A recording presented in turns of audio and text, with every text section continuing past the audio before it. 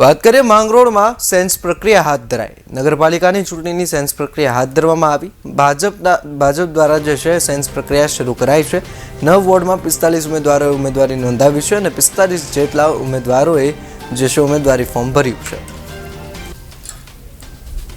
છે। આજે જે અમારા જે અહીંયા ટિકિટ ઉમેદવાર કે જે અમે ટિકિટ લેવા માટે આવ્યા છીએ એ જ્યોત્સનાબેન છગનભાઈ પરમાર। ઓકે, 15 વર્ષથી એ અમારે ટિકિટ વિના કોઈ હોદ્દા વિનાના કામ કરે છે। કોઈ પણ પ્રશ્ન હોય અમારા જે વોર્ડ નંબર 2 ના તો એ ટિકિટ વિનાના હક વિનાના અત્યાર સુધી છે એ પ્રસ્તાવોને તે અત્યાર સુધી સોલ્યુશન કરતા હતા, બટ હવે હકથી ટિકિટ લઈને અમે એને આગળ કર્યા છે અને અમને આશા છે કે એના કાર્ય છે 15 વર્ષથી દેખાયા બાદ હવે છે એ હકથી અમને ટિકિટ મળશે અને અમે એમાં આગળ ને આગળ સુધારા કરશું। કઈ રીતના ચૂંટણીની રણનીતિ રહેશે?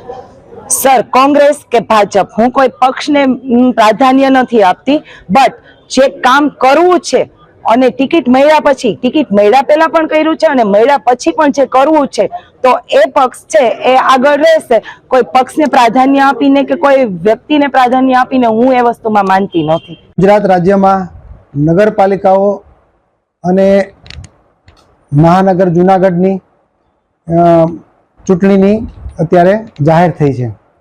એ પૈકી આજરોજ માંગરોળ નગરપાલિકાની ચૂંટણીની સેન્સની પ્રક્રિયા માટે ગુજરાત પ્રદેશ ભાજપે, ભારતીય જનતા પાર્ટીએ આદરણીય ચંદ્રશેખર દવે સાહેબને, મારી સાથે બેન મધુબેન પટેલ છે, મધુબેન પ્રદેશ ભાજપના અધ્યક્ષ રહી ચૂક્યા છે।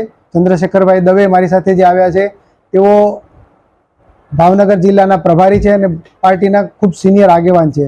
મારું નામ હિંમત પડસાળા છે, હું સુરેન્દ્રનગર ભારતીય જનતા પાર્ટીનો પ્રભારી છું।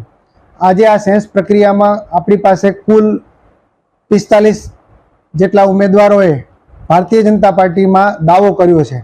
હવે પછી અમે આ દાવો જેટલા કાર્યકર્તાઓએ કર્યો છે એમાંથી સ્ક્રુટિની કરી અને એનું ચયન કરી સારામાં સારા શ્રેષ્ઠ ઉમેદવારોને પાર્ટીમાં ઉમેદવારી કરવાની તક આપીશું।